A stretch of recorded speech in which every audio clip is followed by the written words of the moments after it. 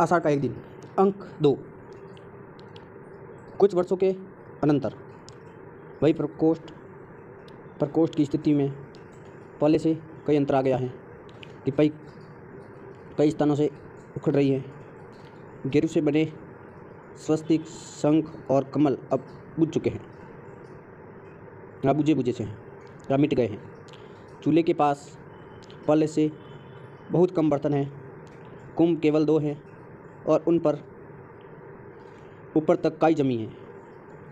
आसन पर कुछ भोजपत्र बिखरे हैं, कुछ एक रेशमी वस्त्र में बंधे हैं। आसन के निकट एक टूटा मोड़ा है जिस पर भोजपत्र सीकर बनाया एक ग्रंथ रखा है। मतलब पेपर, प्लेन पेपर है और उनका सुई धागे से सीकर एक ग्रंथ की तरह कॉपी बनाई गई हुई है।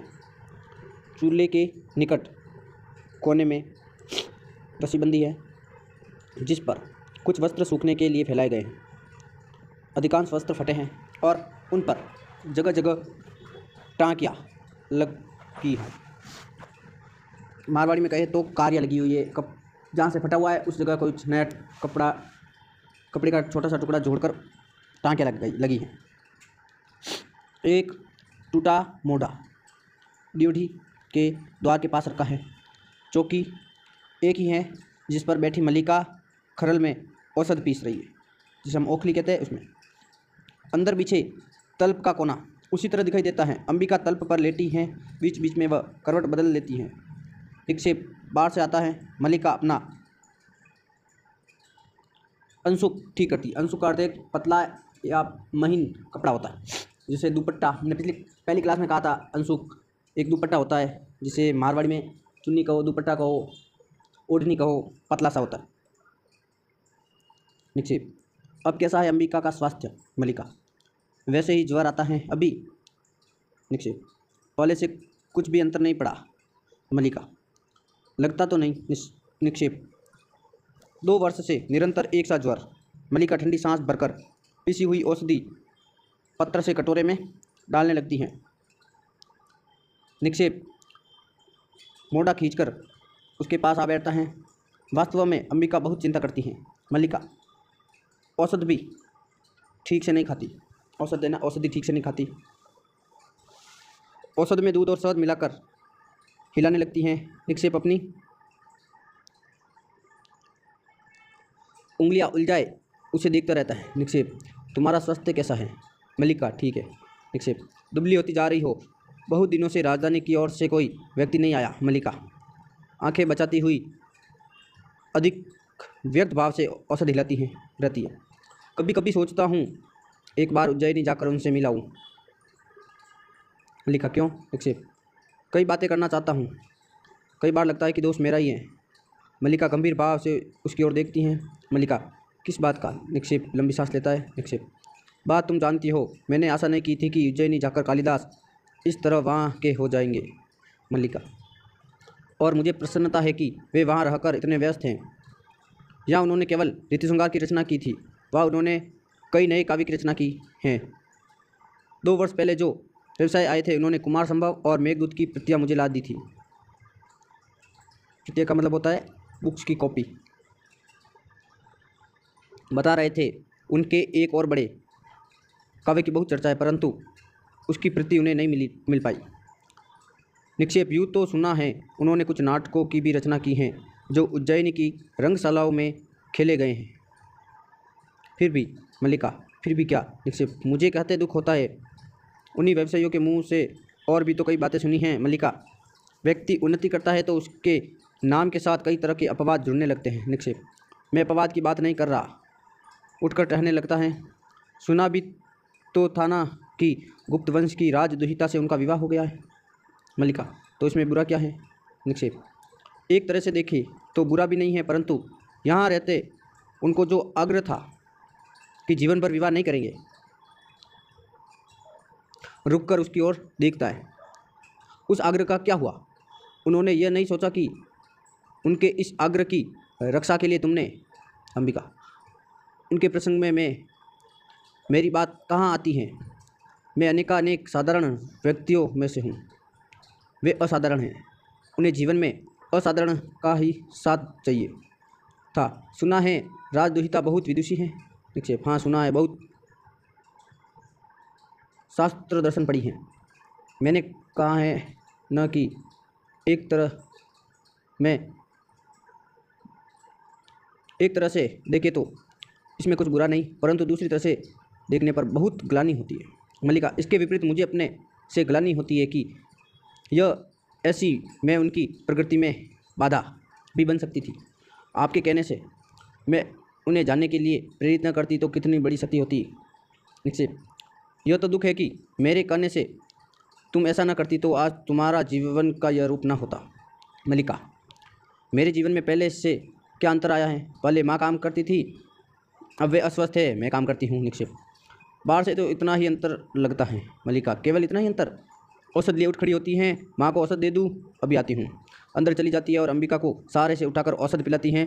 अंबिका पीकर सिर हिलाती हैं। निक्षेप टहलता हुआ झरोखे के पास चला जाता है। बाहर घोड़े की टापों का शब्द सुनाई देता है जो पास आकर दूर चला जाता है। निक्षेप झरोखे से सटा देखता रहता है। अंबिका औषध पीकर लेट जाती है। मल्लिका बाहर आ जाती हैं और किवाड़ के पास रुककर अंबिका की ओर देखती हैं। मल्लिका, माँ ठंड लगती हो तो किवाड़ बंद कर दूँ? अंबिका सिर हिलाती हैं। मल्लिका किवाड़ बंद कर देती हैं। निक्षेप झरोखे के पास से हट आता है। निक्षेप, लगता है आज फिर कुछ लोग बाहर से आए हैं। मल्लिका, कौन लोग हैं? निक्षेप, संभवतः राज्य के कर्मचारी हैं।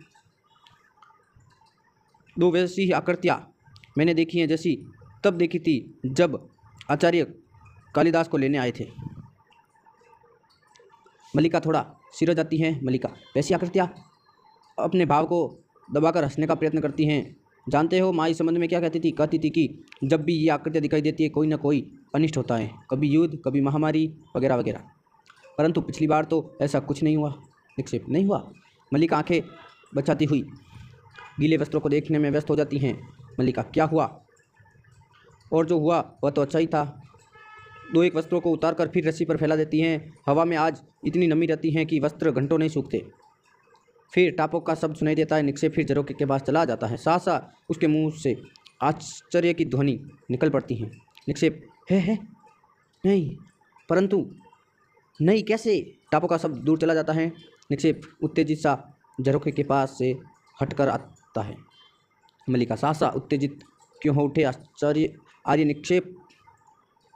निक्षेप, मैंने अभी एक और आकृति को घोड़े पर जाते देखा। मल्लिका, तो क्या हुआ?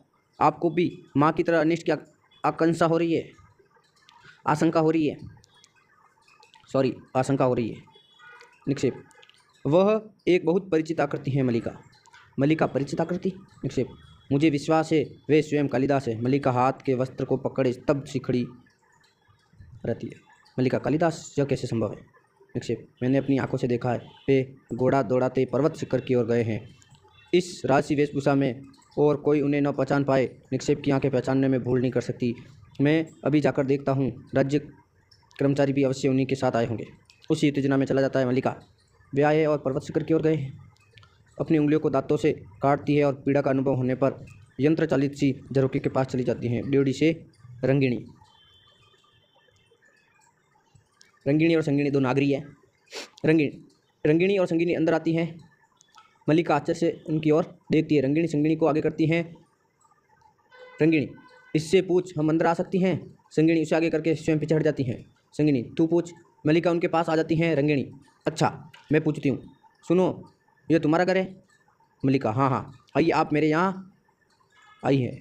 रंगिणी और संगिनी अंदर आ जाती है और खोजती दृष्टि से इधर उधर देखती है। रंगिणी, हम विशेष रूप से किसी के यहाँ नहीं आई, समझ लो यूं ही आई है, ग्राम प्रदेश में घूमती हुई। संगिनी, हम यहाँ के घर देखना चाहती हैं। रंगिणी, और यहाँ के जीवन का अध्ययन करना चाहती हैं। संगिनी, पहले मैं परिचय दे दूँ, यह है रंगिणी, उज्जैनी के नाट्य केंद्र में नृत्य का अभ्यास करती हैं। नाटक लिखने में भी इसकी रुचि है। रंगिणी, और यह संगिनी उसी केंद्र में मृदंग और वीणा वादन सीखती है। मृदंग है ना, ढोलक टाइप एक वाद्य यंत्र, घन नहीं, मृदंग वो अवनद वाद्य यंत्र, और वीणा सीखती है। बहुत सुंदर प्रणय गीत लिखती हैं। अब गद्य की ओर आ रही हैं। और तुम्हारा परिचय? मल्लिका कुछ भी उत्तर न देकर आश्चर्य से उनकी ओर देखती रहती है। संगिनी, तुमने अपना परिचय नहीं दिया। मल्लिका, मेरा परिचय कुछ भी नहीं है, आइए यहाँ आसन पर बैठिए। संगिनी, हम बैठने के लिए नहीं, अध्ययन करने के लिए आई हैं। इस स्थान को आप लोग क्या कहते हैं? मल्लिका, किस स्थान को? रंगिणी, इसका अभिप्राय इस स्थान से है जहाँ इस समय हम हैं, उज्जैनी में। हम इसे प्रकोष्ठ कहते हैं। यहाँ तुम लोग क्या कहते हो?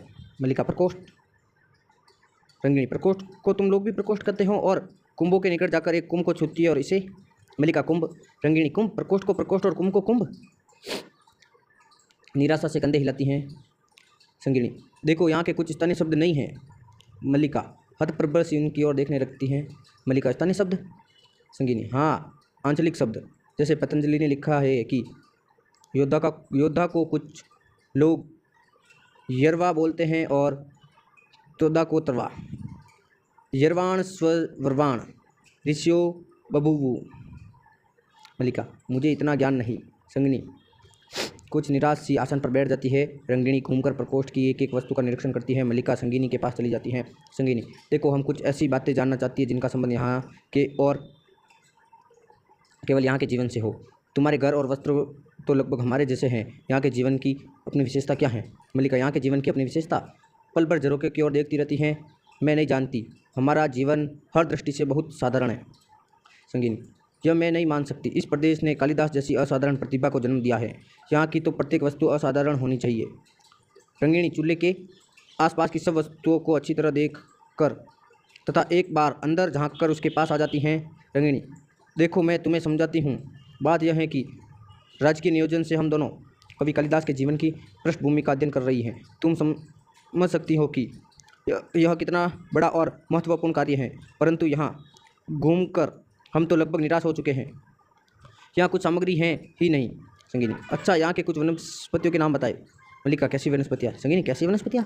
सोचने लगती है। जैसे कालिदास ने कुमार संभव में लिखा है, बसवनी रत्नाती महेश दिशच। ये प्रकाश देने वाली औषधि कौन सी है? मल्लिका, औषधि प्रकाश नहीं देती। संगिनी उठ खड़ी होती हैं। संगिनी, औषधियाँ प्रकाश नहीं देती? तुम्हारा अभिप्राय है कालिदास ने जो लिखा है वह झूठ है? मल्लिका, उन्होंने कुछ भी झूठ नहीं लिखा। उन्होंने तो लिखा है कि रंगिनी, रहने दे संगिनी, ये यहाँ के संबंध में विशेष कुछ नहीं जानती। संगिनी भी निराशा से मुंह बनना बिचका कर उठ खड़ी होती है। संगिनी, अच्छा, तुम्हारा बहुत समय नष्ट किया, क्षमा करना। चल रंगिनी। दोनों चली जाती है। मल्लिका ड्यूटी का किवाड़ बंद कर देती हैं। आसन के पास जाकर नीचे बैठ जाती है और बिखरे पृष्ठों पर सिर टिका देती है। उसकी आंखें मूंद जाती हैं। मल्लिका, आज वर्षों के बाद तुम लौट कर आए हो। सोचती हूँ तुम आओगे तो उसी तरह मेघ गिरे होंगे, वैसा ही अंधेरा सा दिन होगा, वैसे ही एक बार वर्षा में भीगूंगी और तुमसे कहूँगी कि देखो, मैंने तुम्हारी सब रचनाएं पढ़ी हैं। कुछ पृष्ठ हाथ में ले लेती हैं। उज्जैनी की ओर जाने वाले व्यवसायियों से कितना कितना कहकर मैंने तुम्हारी रचनाएं मंगवाई हैं। सोचती थी तुम्हें मेघदूत की पंक्तियाँ गा गा कर सुनाऊंगी। पर्वत शिखर से घंटा ध्वनियाँ गूंज उठेगी और मैं अपनी यह भेंट तुम्हारे हाथों में रख दूंगी। मोढ़े पर रखा ग्रंथ उठा लेती हैं। कहूँगी कि देखो, ये तुम्हारी नई रचना के लिए है। ये कोरे पृष्ठ मैंने अपने हाथों से बनाकर सिए हैं। इन पर तुम जब भी जो भी लिखोगे उसमें मुझे अनुभव होगा कि मैं भी कोई हूँ, मेरा भी कुछ है। निस्वार्थ छोड़कर ग्रंथ रख देती है। परंतु आज तुम आए हो तो सारा वातावरण ही और है। नहीं सोच पा रही हूँ कि तुम भी वहाँ हो या कोई किवाड़ खटखटाता है।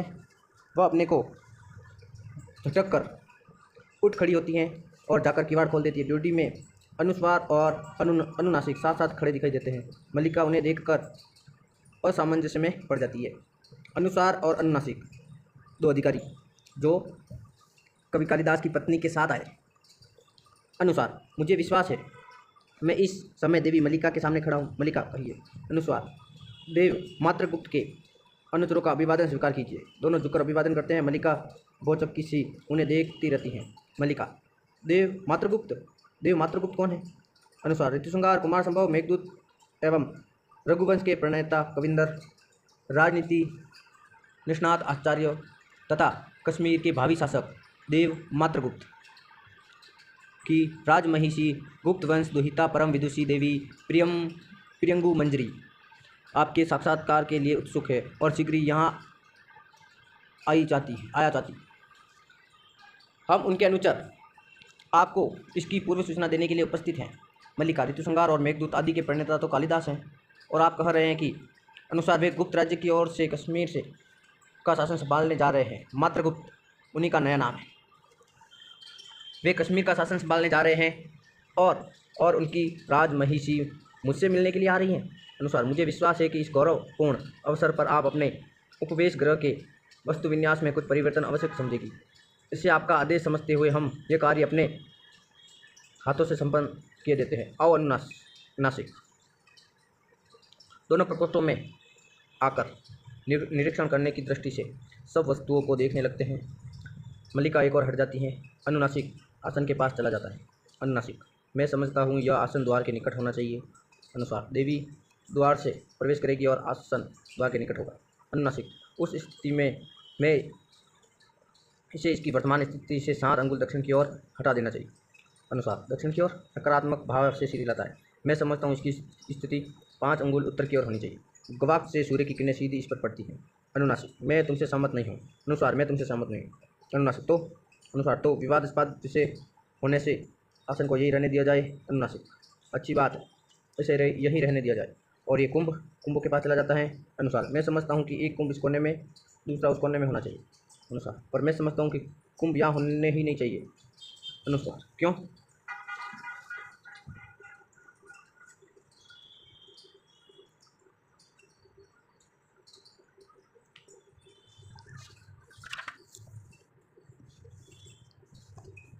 अनुनासिक, क्यों का कोई उत्तर नहीं। अनुसार, मैं तुमसे सहमत नहीं हूँ। अनुनासिक, मैं तुमसे सहमत नहीं हूँ। अनुसार, अनुनासिक, तो कुंभों को भी यही रहने दिया जाए। दोनों उधर जाते हैं जिधर रस्सी पर वस्त्र सूखने के लिए फैलाए गए हैं। मल्लिका आसन के पास जाकर बिखरे पन्नों को समेटती है और उन्हें मोढ़े पर रखकर चुपचाप अंदर चली जाती है। अनुसार गीले वस्त्र को छूता है। अनुसार, ये वस्त्र। अनुनासिक, वस्त्र अभी गीले हैं इसलिए इन्हें नहीं हटाना चाहिए। अनुसार, क्यों? अनुनासिक, शास्त्रीय प्रमाण ऐसा है। अनुसार, कौन सा शास्त्र प्रमाण है? अनुनासिक, यह तो मुझे याद नहीं। अनुसार, यह याद है कि ऐसा प्रमाण है। अनुनासिक, हाँ। अनुसार, अनुनासिक, तो संदिग्ध विषय है। अनुसार, हाँ, तब तो अवश्य संदिग्ध विषय है। अनुनासिक, संदिग्ध विषय होने से वस्त्रों को भी यही रहने दिया जाए। अनुसार, अच्छी बात है, वस्त्रों को भी यही रहने दिया जाए। अनुनासिक, परंतु यह चूल्हा अवश्य यहाँ से हटा देना चाहिए। अनुसार, चूल्हा हटाने का अर्थ होगा आसपास की सब वस्तु को हटाया जाए। इसके लिए बहुत समय चाहिए। अनुनासिक, समय के अतिरिक्त बहुत धैर्य चाहिए। अनुसार, धैर्य के अतिरिक्त बहुत परिश्रम चाहिए। अनुनासिक, मैं समझता हूँ कि भाजनों को हाथ लगाना हमारी स्थिति के अनुकूल नहीं है। अनुसार, मैं भी यही समझता हूँ। अनुनासिक, तो इस बात से हम दोनों सहमत है कि चूल्हे को न हटाया जाए। अनुसार, मैं समझता हूँ हम दोनों सहमत है। अनुनासिक चारों ओर देखता है। अनुनासिक, और तो कुछ शेष नहीं। अनुसार भी चारों ओर देखता है। अनुसार, मेरे विचार में कुछ भी शेष नहीं। अनुनासिक, नहीं, अभी शेष है। अनुसार, क्या? अनुनासिक, यह चौकी यहाँ रास्ते में पड़ी है, इसे यहाँ से हटा देना चाहिए। अनुसार, मैं इससे सहमत हूँ। अनुनासिक, तो? अनुसार, अनुनासिक, तो इसे हटा देना चाहिए। अनुसार, हाँ, अवश्य हटा देना चाहिए। अनुनासिक, अनुसार, अनुनासिक, हटा दो। अनुसार, मैं? अनुनासिक, हाँ। अनुसार, नहीं, तुम नहीं। अनुसार, नहीं। अनुसार, क्यों? अनुनासिक, क्यों का उत्तर नहीं। अनुसार, फिर भी। अनुनासिक, पहले मैंने तुमसे कहा है। अनुसार, परंतु चौकी देखी पहले तुमने है। अनुनासिक, अनुसार, अनुनासिक, हटा दो। अनुसार, तुम हटा दो। अनुनासिक, तो रहने दो। अनुसार, रहने दो। अनुनासिक, अब? अनुसार, हाँ, अब। अनुनासिक, चारों ओर एक दृष्टि और डाल ले। अनुसार, हाँ, चारों ओर एक दृष्टि डाल ले। मातुल उत्तेजित सा बाहर से आता है। मातुल, अधिकारी वर्ग, आपका कार्य पूरा हो गया। अनुनासिक, क्यों? अनुसार, हाँ, पूरा हो गया ना? क्यों? अनुनासिक, हाँ, हो गया, केवल एक दृष्टि डालना शेष है। अनुसार, हाँ, केवल एक दृष्टि डालना शेष है। मातुल, तो वह दृष्टि अब रहने ही दीजिए। देवी प्रियंगु मंजरी बाहर पहुंच चुकी है। अनुनासिक, देवी बाहर पहुंच गई, तो चलो। अनुसार, चलो। दोनों साथ साथ बाहर चले जाते हैं। मातुल भी पीछे चला जाता है और कुछ क्षण बाद प्रियंगु मंजरी को मार्ग दिखाता आता है। मातुल, वह इस सारे प्रदेश में सबसे सुशील, सबसे विनीत और सबसे भोली लड़की है। मल्लिका अंदर से आती है। आओ मल्लिका, मैं देवी से तुम्हारी ही प्रशंसा कर रहा था। चाटुकारिता की हंसी है। देवी जब से आई है तुम्हारे ही संबंध में पूछ रही है। तो यही है हमारी मल्लिका, इस प्रदेश की राजहंसिनी। मल्लिका देवी के लिए कौन सा आसन निश्चित किया गया है? मल्लिका प्रियंगु मंजरी को अभिवादन करती है। प्रियंगु मंजरी मुस्कुराकर अभिवादन की स्वीकृति देती है। प्रियंगु अरे मातुल, आप अब जाकर विश्राम करें, अनुचर मेरे लौटने तक बाहर प्रतीक्षा करेंगे। मातुल परंतु आपके लिए आसन। प्रियंगु उसकी चिंता न करें, मुझे असुविधा नहीं होगी। मातुल असुविधा तो होगी, आप असुविधा को असुविधा न माने। यह दूसरी बात है कि वास्तव में कुलीनता इसे कहते हैं, इसी को कहते हैं। बड़े कुलों की विशेषता ही यह होती है कि प्रियंगु आप विश्राम करें, मैंने पहले ही आपको बहुत थकाया है। मातुल मुझे थकाया आपने? फिर चाटुकारिता की हंसी हंसता है। आपके कारण मैं थकूंगा? मुझे आप दिन भर पर्वत शिखर से खाई में और खाई से पर्वत शिखर पर जाने को कहती रहे तो भी मैं नहीं थकूंगा। मातुल का शरीर लोहे का बना है, लोहे का आत्मशलाघा नहीं करता, परंतु हमारे वंश में केवल प्रतिभा ही नहीं शरीर शक्ति भी बहुत है। मैं पशुओं के पीछे दिन में 10-10 योजन घुमा हूँ। मैं कहता हूँ संसार में सबसे कठिन काम कोई है तो पशुपालन का। एक भी पशु मार्ग से भटक जाए तो प्रियंगु देखिए आज भी कोई पशु भटक रहे होंगे, जाकर एक बार उन्हें देख लीजिए। मातुल अब मैं पशु को देखता हूँ, गुप्त वंश के साथ संबंध और पशुओं की देखरेख तो मैंने अपने सब पशु वर्षों पहले ही बेच दिए, और सच कहूँ तो उसमें भी मुझे लाभ ही रहा, क्योंकि प्रियंगु की दृष्टि मल्लिका से मिल जाती है। वह बढ़कर मल्लिका के हाथ अपने हाथ में ले लेती है। प्रियंगु सचमुच वैसी ही हो जैसी कल्पना की थी। मल्लिका कुछ अव्यवस्थित होकर उसे देखना चाहती है। मातुल क्यों? अच्छा तो मुझे अनुमति दीजिए। घर में कई कुछ बिखरा पड़ा है, कई तरह की व्यवस्था करनी है, तो अनुचर आपकी प्रतीक्षा करेंगे। फिर भी मेरे लिए कोई आदेश हो तो कहला दीजिएगा। मल्लिका देवी में बैठने की कुछ तो व्यवस्था कर दो, नहीं ये तो ऐसे ही खड़ी रहेगी। अच्छा मैं चल रहा हूँ, कोई आदेश हो तो कहला दीजिएगा। प्रियंगु आप चले, यहाँ के लिए चिंता न करने की आवश्यकता नहीं। मातुल अच्छा चल देता है, मुझे चिंता करने की क्या आवश्यकता? चिंता करने के लिए यहाँ मल्लिका है, अंबिका है, फिर भी कोई काम हो तो कहला दीजिएगा। चला जाता है। प्रियंगु मंजरी क्षण भर मल्लिका की ओर देखती रहती हैं, फिर उसकी ठोड़ी को हाथ से छू लेती हैं। प्रियंगु सचमुच बहुत सुंदर हो, जानती हो अपरिचित होते हुए भी तुम मुझे अपरिचित नहीं लग रही। मल्लिका आप बैठ जाइए ना। प्रियंगु नहीं, बैठना नहीं चाहती, तुम्हें और तुम्हारे घर को देखना चाहती हूँ। उन्होंने बहुत बार इस घर की और तुम्हारी चर्चा की है। जिन दिनों मेघदूत लिख रहे थे उन दिनों प्राय यहाँ का स्मरण किया करते थे। दृष्टि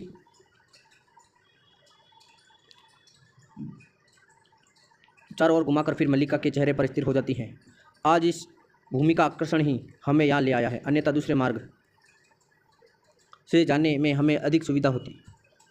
मल्लिका मैं समझ नहीं पा रही किस रूप में आपका आतिथ्य करूं।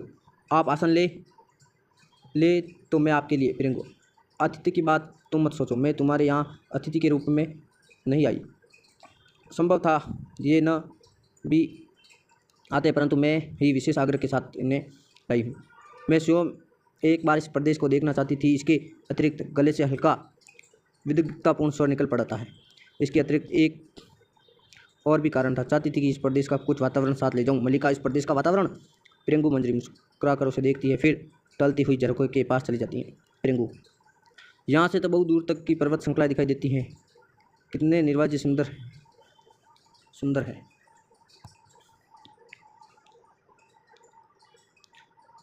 कितनी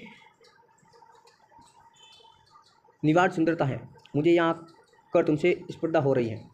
मल्लिका दो एक पग उस ओर बढ़ जाती हैं। मल्लिका हमारा सौभाग्य होगा कि आप कुछ दिन इस प्रदेश में रह जाए, यहाँ आपको असुविधा तो होगी परंतु। प्रियंगु मंजरी फिर विदग्ध भाव से उसकी ओर देखती हैं। प्रियंगु इस सौंदर्य के सामने जीवन की सब सुविधाएं हैं, इसे आंखों में व्याप्त करने के लिए जीवन भर का समय भी प्राप्त नहीं। झरोखे के पास से हट आती हैं, परंतु इतना अवकाश कहाँ है। कश्मीर की राजनीति इतनी अस्थिर है कि हमारा एक एक दिन वहाँ से दूर रहना कई कई समस्याओं को जन्म दे रहा सकता है। एक प्रदेश का शासन बहुत बड़ा उत्तरदायित्व है, हम पर तो और भी बड़ा दायित्व है, क्योंकि कश्मीर की स्थिति इस समय बहुत संकटपूर्ण है। यूँ वहाँ के सौंदर्य की ही इतना चर्चा है, परंतु हमें उसे देखने का अवकाश कहाँ रहेगा। बाएं पीछे टिकाए आसन पर बैठ जाती हैं, इसलिए तुमसे स्पर्धा होती है। सौंदर्य का यह सहज उपभोग हमारे लिए केवल एक सपना है। बैठ जाओ। आसन पर अपने सामने बैठने के लिए संकेत करती है। मल्लिका नीचे बैठने लगती है तो वह उसे रोक देती है। यहाँ मेरे पास बैठो। मल्लिका मैं दूसरा आसन ले लेती हूँ। कोने से मुड़ा उठाकर आसन के पास रख लेती है और उस पर रखे भोजपत्र आदि गोदी में रखकर बैठ जाती है। प्रियंगु, लगता है यहाँ ग्राम प्रदेश में रखकर भी तुम्हें साहित्य से अनुराग है। मल्लिका की आंखें झुक जाती हैं। किसकी रचनाएं हैं ये? मल्लिका, कालिदास की। प्रियंगु की भौहें कुछ संकुचित हो जाती हैं। प्रियंगु, अब वे मात्र गुप्त हैं के नाम से जाने जाते हैं, यहाँ भी उनकी रचनाएं मिल जाती हैं। मल्लिका, ये प्रतियां मैंने उज्जैनी से आने वाले व्यवसाय के से प्राप्त की हैं। प्रियंगु के होठों पर हल्की व्यंग्यात्मक मुस्कुराहट प्रकट होती हैं। प्रियंगु, मैं समझ सकती हूँ, उनसे जान चुकी हूँ कि तुम बचपन से उनकी संगिनी रही हो। उनकी रचनाओं के प्रति तुम्हारा मोह स्वाभाविक है। जैसे कुछ सोचती सी छत की ओर देखने लगती हैं। वे भी जब तब यहाँ के जीवन की चर्चा करते हुए आत्मविस्मृत हो जाते हैं, इसलिए राजनीतिक कार्य से कई बार उनका मन उखड़ने लगता है। फिर उसकी आंखें मल्लिका के मुख पर स्थिर हो जाती हैं। ऐसे अवसरों पर उनके मन को संतुलित रखने के लिए बहुत प्रयत्न करना पड़ता है। राजनीतिक साहित्य नहीं है, उसमें एक एक क्षण का महत्व है। कभी एक क्षण के लिए भी चूक जाए तो बहुत बड़ा अनिष्ट हो सकता है। राजनीतिक जीवन की दूरी में बने रहने के लिए व्यक्ति को बहुत जागरूक रहना पड़ता है। साहित्य उनके जीवन का पहला चरण था, अब वे दूसरे चरण में पहुंच चुके हैं। मेरा अधिक समय इसी आयास में बीतता है कि उनका बड़ा हुआ चरण पीछे न हट जाए। बहुत परिश्रम पड़ता है इसमें। मुस्कुराने का प्रयत्न करती हैं।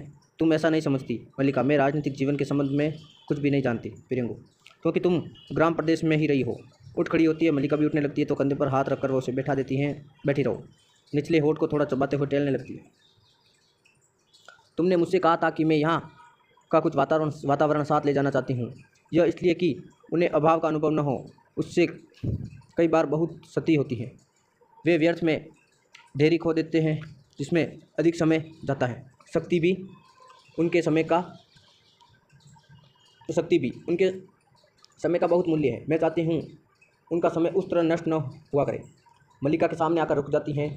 इसलिए मैं यहाँ से कई कुछ अपने साथ ले जा रही हूँ। कुछ हरिण शावक जाएंगे जिनका हम अपने उद्यान में पालन करेंगे। यहाँ की औषधियाँ उद्यान के क्रीड़ा शैल पर तथा आसपास के प्रदेश में लगवा दी जाएंगी। अब यहाँ के कुछ घरों का भी वहाँ निर्माण करेंगे। मातुल और उनका परिवार भी साथ जाएगा। यहाँ से कुछ अनाथ बच्चों को वहाँ लेकर जा रहे हैं। हम शिक्षा देंगे। मैं समझती हूँ इससे अंतर पड़ेगा। फिर टहलती हुई प्रकोष्ठ के दूसरे भाग में चली जाती हैं। देख रही हूँ तुम्हारा घर बहुत जर्जर स्थिति में है। इसका परिसंस्कार आवश्यक है। चाहे तो मैं इस कार्य के लिए आदेश दे जाऊंगी। उज्जैनी के 2 कुशल स्थपित हमारे साथ आए हैं। स्थपित है ना, कारीगर? क्यों? मल्लिका उठकर उसकी ओर आती हैं। मल्लिका, आप बहुत उदार है, परंतु हमें ऐसे ही घर में रहने का अभ्यास है, इसलिए असुविधा नहीं होती। प्रियंगु, फिर भी चाहूँगी कि इस घर का परिसंस्कार हो जाए। उनके जीवन के आरंभिक वर्षों का इस घर के साथ भी संबंध रहा है। मातुल के घर के स्थान पर मैंने नए भवन के निर्माण का आदेश दिया है। स्थापत्यों से कहा है कि वे उज्जैनी से संलक्षण शिलाएं लाकर कार्य आरंभ करें। खेद है कि कार्य के निरीक्षण के लिए मैं स्वयं यहाँ नहीं रह पाऊंगी। कल ही हम आगे की यात्रा आरंभ कर देंगे। तुम भी हमारे साथ क्यों नहीं चलती? मल्लिका विमूढ़ सी उसकी ओर देखती रहती है। मल्लिका, मैं? प्रियंगु पास आकर उसके कंधे पर हाथ रख देती हैं। प्रियंगु, हाँ, इसमें बाधा क्या है? यहाँ तुम किसी ऐसे सूत्र से तो बंदी नहीं हो कि? मल्लिका, मेरी माँ यहाँ है। प्रियंगु, ये कोई बाधा नहीं। तुम्हारी माँ के साथ भी चलने की व्यवस्था हो सकती है। हमारे स्थपित इस घर का परिसंस्कार करते रहेंगे। तुम वहाँ मेरे साथ मेरी संगिनी के रूप में रहोगी। मल्लिका के चेहरे पर आहत अभिमान की रेखाएं प्रकट होती हैं, परंतु वह अपने को दबाए रखती है। मल्लिका, क्षमा चाहती हूँ, मैं अपने को ऐसे गौरव की अधिकारिणी नहीं समझती। प्रियंगु, परंतु मैं तुम्हें इससे कई अधिक की अधिकारिणी समझती हूँ। मेरे आने से पहले राज्य के 2 अधिकारी आए थे। होठों पर फिर विदग्ध मुस्कान आ जाती है। मैंने उन्हें औपचारिकता के लिए नहीं भेजा था। मल्लिका उसका अर्थ समझने का प्रयत्न करती हुई अनिश्चित सी उसकी ओर देखती रहती हैं। मल्लिका, देखा है प्रियंगु, तुम उनमें से जिसे भी अपने योग्य समझो उसी के साथ तुम्हारे विवाह का प्रबंध किया जा सकता है। दोनों योग्य अधिकारी। मल्लिका देवी भोजपत्रों को वक्त से सटाए कुछ पग आसन की ओर हट जाती है। प्रियंगु मंजरी। प्रियंगु उसे सीधी दृष्टि से देखती हुई धीरे धीरे उसके पास चली जाती है। प्रियंगु, संभवतः तुम दोनों में से किसी को भी अपने योग्य नहीं समझती, परंतु राज्य में ये 2 ही नहीं है, और भी अनेक अधिकारी हैं। मेरे साथ चलो, तुम जिससे भी चाहोगी। मल्लिका आसन पर बैठ जाती है और रुंधे आवेश में अपने होठ काट लेती है। मल्लिका, इस विषय की चर्चा छोड़ दीजिए। गला रुंध जाने से शब्द स्पष्ट ध्वनित नहीं होते हैं। अंदर का द्वार खुलता है और अंबिका रोग और आवेश के कारण शिथिल और कांपती सी बाहर आकर जैसे अपने को सहजने के लिए रुकती है। फिरेंगू, क्यों तुम्हारे मन में कल्पना नहीं है कि तुम्हारा अपना घर परिवार हो? अंबिका धीरे धीरे उनकी ओर बढ़ती है। अंबिका, नहीं, उसके मन में यह कल्पना नहीं है। फिरेंगू घूमकर उसकी ओर देखती हैं। मल्लिका अव्यवस्थित भाव से उठ खड़ी होती है। मल्लिका, माँ। अंबिका, इसके मन में यह कल्पना नहीं है क्योंकि यह भावना के स्तर पर जीती है। इसके लिए जीवन में सांस फूल जाने से सब गले में अटक जाता है। और मल्लिका हाथ के पृष्ठ आसन पर रख देती है और पास आकर अंबिका को पीठ से सहारा देती है। मल्लिका, तुम उठ क्यों आई माँ? तुम्हारा स्वास्थ्य ठीक नहीं है। चलो चलकर लेटे रहो। उसे वापस अंदर ले जाना चाहती है परंतु अंबिका उसका हाथ अपनी पीठ से हटा देती हैं।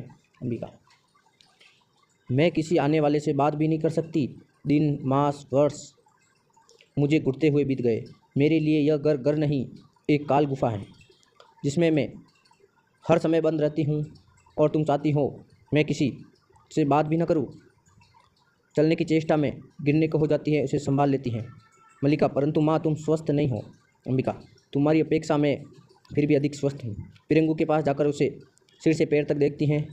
यह घर सदा से इस स्थिति में नहीं था।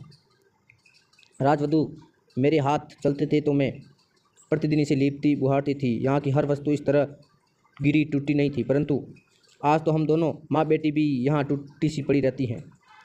यह सब इसलिए कि मेरी फिर सांस फूलने जाने से आगे नहीं बोल पाती है। फिरेंगू प्रकोष्ठ पर दृष्टि डालने के बहाने उसके पास से हट जाती हैं। फिरेंगू, मैं देख रही हूँ घर की स्थिति अच्छी नहीं है। मल्लिका मेरे साथ चल सकती तो समस्या वैसे ही सुलझ जाती, परंतु अब होठ काटती हुई जैसे सोचने के लिए क्षण भर रुकती हैं। अब भी जो कुछ संभव हो मैं कर जाऊंगी। स्थापत्य को आदेश दे जाऊंगी कि इस घर को गिराकर इसके स्थान पर। मल्लिका चिहुक जाती है। मल्लिका, ऐसा मत कीजिए, इस घर को गिराने का आदेश मत दीजिए। फिरेंगू फिर सीधी दृष्टि से उसे देखती हैं। फिरेंगू, मैं तुम्हारी सुविधा के लिए ही कह रही थी। तुम्हें इसमें सुविधा है तो ठीक है, मैं ऐसा आदेश नहीं दूंगी। फिर भी चाहती हूँ कि तुम्हारे लिए कुछ न कुछ कर सकूँ। इस फिरेंगू, मैं तुम्हारी सुविधा के लिए ही कह रही थी। तुम्हें इसमें सुविधा है, असुविधा है तो ठीक है, मैं ये आदेश नहीं दूंगी। फिर भी चाहती हूँ कि तुम्हारे लिए कुछ न कुछ कर सकूँ। इस समय और नहीं रुक सकती। कल की यात्रा से पहले कई आवश्यक कार्य पूरे करने हैं। यूँ तो इस समय भी आवश्यक नहीं था, पर मैंने आना आवश्यक समझा। वे पर्वत शिखर की और घूमने गए थे। मैं उस बीच इधर चली आई। अच्छा। मल्लिका की उंगलियां उलझ जाती हैं और आंखें झुक जाती हैं। अंबिका अपने आवेश में दो एक पग फिरेंगू की ओर बढ़ जाती हैं। अंबिका, मैं तुमसे कुछ कहना चाहती थी। राजवधू तुम्हें बताना चाहती थी कि हम लोग खांसने लगती हैं और शब्द खांसी में डूब जाते हैं। फिरेंगू द्वार के पास से मुड़कर उसकी ओर देखती हैं। फिरेंगू, मैं आपका कष्ट समझ रही हूँ। जो भी सहायता मुझसे बन पड़ेगी अवश्य करूँगी। इस समय अनुचर प्रतीक्षा कर रहे हैं। इसलिए गंभीर मुस्कुराहट के साथ मल्लिका को देखकर सिर हिलाती हैं और चली जाती हैं। अंबिका आवेश में शिथिल उस ओर देखती रहती हैं, फिर गिरती सी आसन पर बैठ जाती हैं और कुछ पन्ने उठाकर मल्लिका की ओर बढ़ा देती हैं। अंबिका, लो मेघदूत की पंक्तियाँ पढ़ो। इन्हीं में न कहती थी उसके अंदर की कोमलता साकार हो उठी। आज इस कोमलता का और भी साकार रूप देख लिया। मल्लिका ठगी सी उसकी ओर देखती रहती हैं। आज वह तुम्हें तुम्हारी भावना का मूल्य देना चाहती है तो क्यों नहीं स्वीकार कर लेती। घर की भित्तियों का परिसंस्कार हो जाएगा। परिसंस्कार विनिर्माण नया करना, और तुम उनके यहाँ परिचायिका बनकर रह सकोगी। इससे बड़ा और क्या सौभाग्य तुम्हें चाहिए। मल्लिका, राजकन्या की अपनी जीवन दृष्टि है माँ। उसके लिए और कोई कैसे उत्तरदायी है? अंबिका, परंतु राजकन्या के यहाँ आने के लिए कौन उत्तरदायी है? निसंदेह वह उस किसी इच्छा के बिना यहाँ नहीं आई। राज्य के स्थापित से घर की वित्तियों का परिसंस्कार कर देगी। आज वह शासक है, उसके पास संपत्ति हैं। उस शासन और संपत्ति का परिचय देने के लिए इससे अच्छा और क्या उपाय हो सकता है? मल्लिका, परंतु माँ। अंबिका, माँ कुछ नहीं जानती, कुछ नहीं समझती। माँ भावना की गहराई तक नहीं जाती। माँ, फिर खांसी उठ आने से आगे नहीं बोल पाती। विलोम बाढ़ से आता है। विलोम, इस तरह शुद्ध क्यों हो अंबिका? आज तो सारा ग्राम तुम्हारे सौभाग्य पर तुमसे प्रतिस्पर्धा कर रहा है या स्पर्धा कर रहा है। अर्थपूर्ण दृष्टि से मल्लिका की ओर देखता है। मल्लिका आंखें बचाकर दूसरी ओर हट जाती है। राजकीय पगडुली घर में पड़ती हैं तो लोग गौरव का अनुभव करते हैं। ऐसा अवसर हर किसी के जीवन में कहाँ आता है? अंबिका, यह अवसर देखने के लिए ही तो मैंने आज तक का जीवन जिया है। इतना बड़ा सौभाग्य हमारे शूद्र जीवन में कहाँ समा सकता है? उठ खड़ी होती हैं। चलो, मैं स्वयं चलकर सारे ग्राम में इस सौभाग्य की घोषणा करूंगी। हमारे वर्षों के अभाव और दुख कितना बड़ा फल लाया है कि राज्य के स्थापित हमारे घर की भित्तियों का परिसंस्कार कर देंगे। विलोम, बैठ जाओ अंबिका, आज ग्राम के पास तुम्हारी बात सुनने का अवकाश नहीं है। टहलता हुआ झरोके के पास चला जाता है। ग्राम के लोग आज व्यस्त हैं। उन्हें बाहर से आए अतिथियों के लिए कई तरह की सामग्रियाँ जुटानी हैं। अतिथि आज यहाँ के पत्थर तक बटोर कर ले जाना चाहते हैं।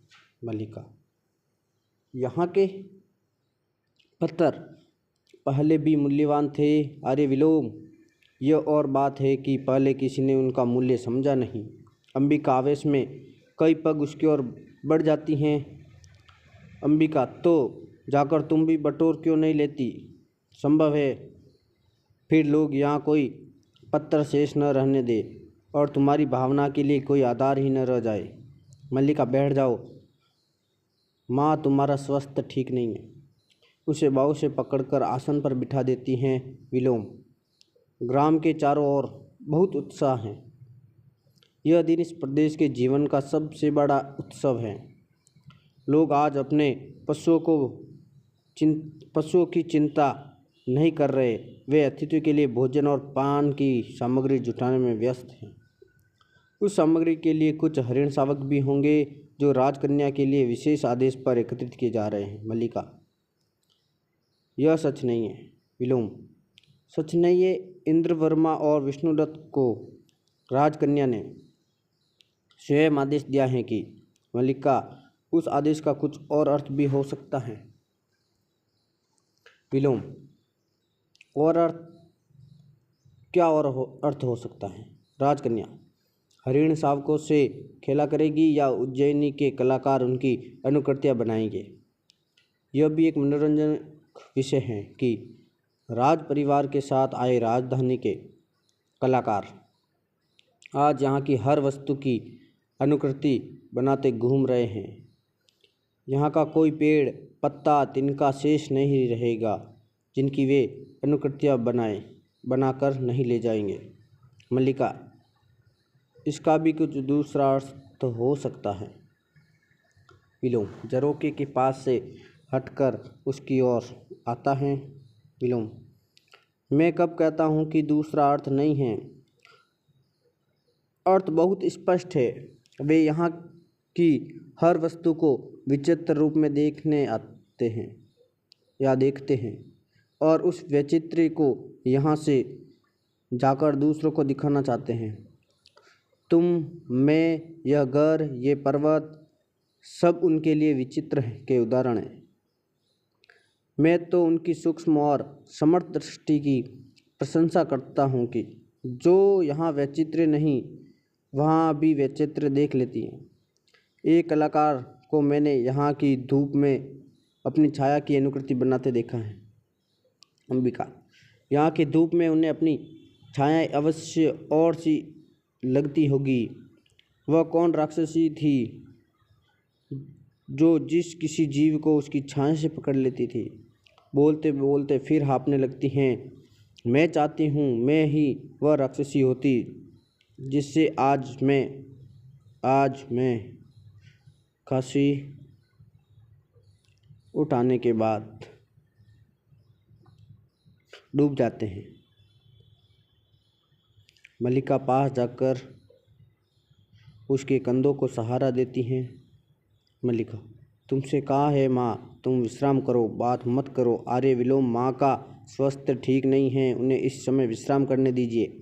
विलोम, हाँ, अंबिका को तुम अंदर ले जाओ। ग्राम का उत्सव कोलाहल अंबिका के मन को और अशांत करेगा। मैं तो केवल उत्सव की सूचना देने आया था।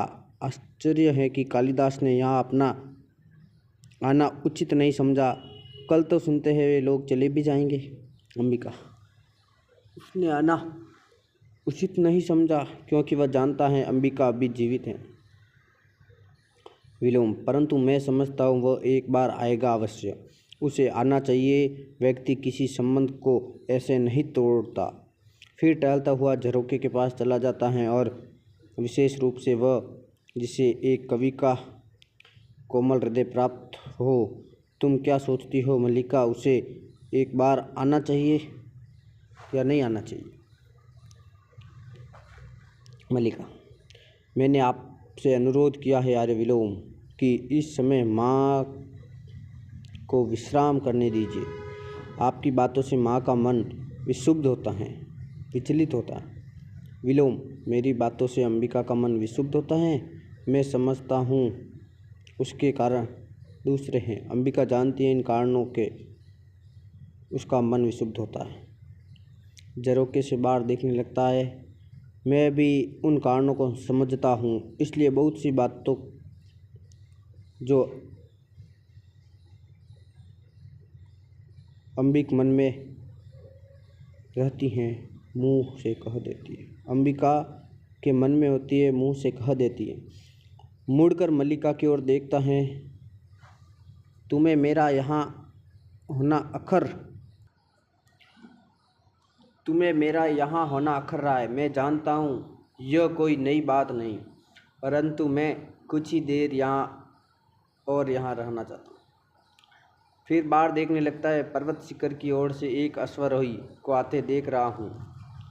संभव इस बार कुछ क्षणों के लिए वह यहाँ रुकना चाहे।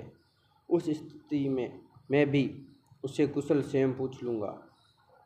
मेरी उससे पुरानी मित्रता है। मल्लिका जैसे आपे से बाहर होने लगती है। मल्लिका, अरे विलोम, उस स्थिति में आपका यहाँ होना किसी भी दृष्टि से उचित नहीं। आप उनसे मिलना चाहे तो उसके लिए यही एक स्थान नहीं है। विलोम उसी तरह बाहर देखता रहता है। विलोम, परंतु यही स्थान क्या बुरा है? उसके जाने के दिन भी हम यहीं पर मिले थे। वर्षों के बाद उसी स्थान पर मिलने से अंतराल का अनुभव नहीं होगा। मल्लिका विलोम के पास चली जाती है और उसे बाहू से पकड़कर झरोखे से हटा देना चाहती हैं। मल्लिका, मैं अनुरोध करती हूँ आप इस समय यहाँ ठहरने का हठ न करें। विलोम अपने स्थान से नहीं हिलता। दूर से घोड़ों की टापों का शब्द सुनाई देने लगता है। मैं कह रही हूँ आप चले जाए, यह मेरा घर है। मैं नहीं चाहती आप इस समय मेरे घर में हो। विलोम फिर भी उसी तरह खड़ा रहता है। टापों का शब्द पास आता है। मल्लिका उधर से हटकर अंबिका के पास आ जाती। माँ, इनसे कहे यहाँ से चली जाए। मैं नहीं चाहती इस समय यहाँ कोई अयाचित स्थिति उत्पन्न हो। तुम स्वस्थ नहीं हो और मैं नहीं चाहती कि कोई भी ऐसी बात हो जिसका तुम्हारे स्वास्थ्य पर विपरीत प्रभाव पड़े। अंबिका उसके हिलाने से इस तरह हिलती हैं जैसे वह जड़ हो गई हो। उसके माथे पर त्योरियाँ पड़ी हैं और आंखें बिना पलक झपके सामने देख रही हैं। टापों का शब्द बहुत पास आ जाता है। मल्लिका फिर विलोम के पास चली जाती हैं। मल्लिका, अरे विलोम, मैंने आपसे कहा है आप यहाँ से चले जाए। आप नहीं जानते कि टापू का शब्द पास आकर दूर जाने लगता है। मल्लिका ऐसे स्तब्ध हो रहती हैं जैसे उसे काट मारा गया हो। विलोम धीरे से मुड़कर उसकी ओर देखता है। विलोम, चला जाता हूँ। कंठ से हल्का व्यंग्यात्मक स्वर निकलता है। मैं नहीं चाहता मेरे कारण यहाँ कोई अयाचित स्थिति उत्पन्न हो, परंतु क्या अयाचित स्थिति उत्पन्न हो सकती है? जान सकता हूँ। झरोखे से हटकर प्रकोष्ठ के बीच में आ जाता है। क्यों अंबिका, मेरे यहाँ रहने से क्या अयाचित स्थिति भी उत्पन्न हो सकती है? अंबिका, मैं जानती थी, आज नहीं तब से ही जानती थी। वह आता तो मुझे आश्चर्य होता, अब मुझे आश्चर्य नहीं। स्वर ऊंचा हो उठता है। मल्लिका जैसे सारी शक्ति खोकर धीरे धीरे आसन पर बैठ जाती है। कोई आश्चर्य नहीं है, प्रसन्नता है कि मैं उसके संबंध में ठीक सोचती थी। जीवन एक भावना है, कोमल भावना, बहुत कोमल भावना विलोम, परंतु मुझे खेद है, वर्षों से इस दिन की प्रतीक्षा थी। अपनी मित्रता पर भरोसा था। अर्थपूर्ण दृष्टि से मल्लिका की ओर देखता है, परंतु अब भरोसा नहीं रहा। संभवतः यह मित्रता एक और से ही थी। उसने कभी अपनी मित्रता के योग्य नहीं समझा। फिर सम्मान की सम्मान से मित्रता होती है। मल्लिका सहसा उठ खड़ी होती है। उसकी आंखों से हताशा की कठोरता झलक रही थी। मल्लिका, आर्य विलोम ऐसी दृष्टि से उसे देखता है जैसे किसी बच्चे से खेल रहा। मैं फिर कह रही हूँ, आप चले जाए, अन्यथा वास्तव में यहाँ एक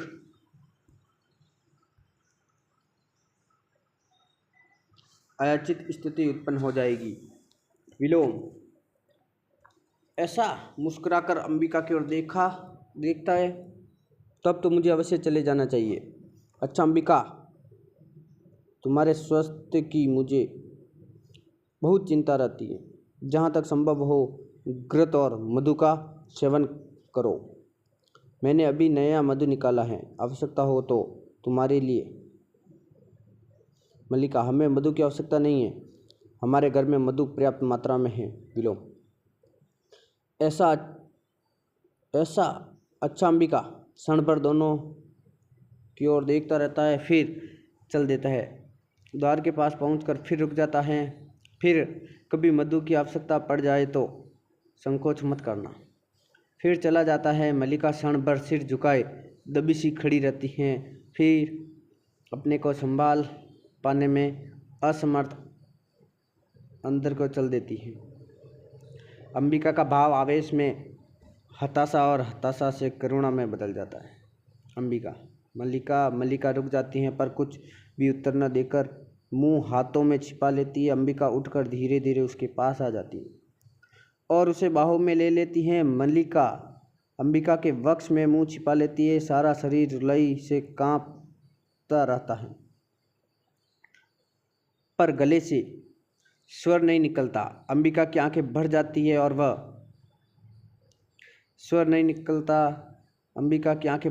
और वह उसके कांपते शरीर को अपने से सटाए उसकी पीठ पर हाथ फेरने लगती हैं या फेरती रहती हैं। फिर होठों और गालों से उसके सिर को दुलारने लगती हैं। अंबिका, अब भी रोती हो उसके लिए, उस व्यक्ति के लिए जिसने मल्लिका उनके संबंध में कुछ मत कहो माँ, कुछ मत कहो, सिसकने लगती हैं। उसे सहारे से वहाँ बिठा देती है और उसकी सिसकती पीठ पर झुक जाती है। अंक 3।